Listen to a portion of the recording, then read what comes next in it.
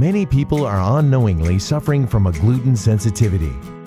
Gluten intolerance affects many people worldwide, but it often goes misdiagnosed or undetected, leading to many years of unnecessary suffering.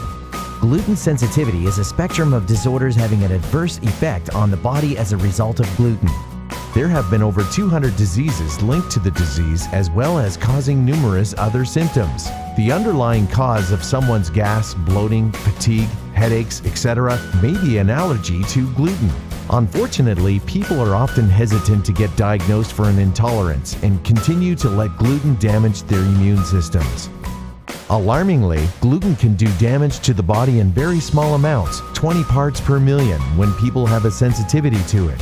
Often, the only way to fully restore health is to go on a completely gluten-free diet.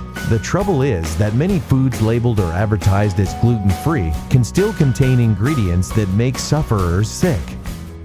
Even many people who take a gluten intolerance test and got a negative result may still struggle with this disorder. Traditionally, when people get gluten sensitivity testing, it is focused on blood antibody tests and intestinal biopsies. This is only measuring a fraction of how a person's immune system can react to gluten. While these tests usually detect celiac disease, they often miss other disorders in the spectrum. People react to gluten in different ways, which makes diagnosing the disorder difficult. The best way to get a proper gluten sensitivity diagnosis is to perform genetic testing.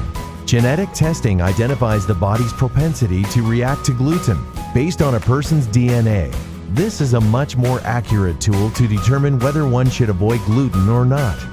Unfortunately, these genetic gluten sensitivity tests can be costly, but there is a helpful self-test available from the Gluten Free Society that can help determine if genetic testing is necessary. It is available on their webpage through the link provided on the screen now.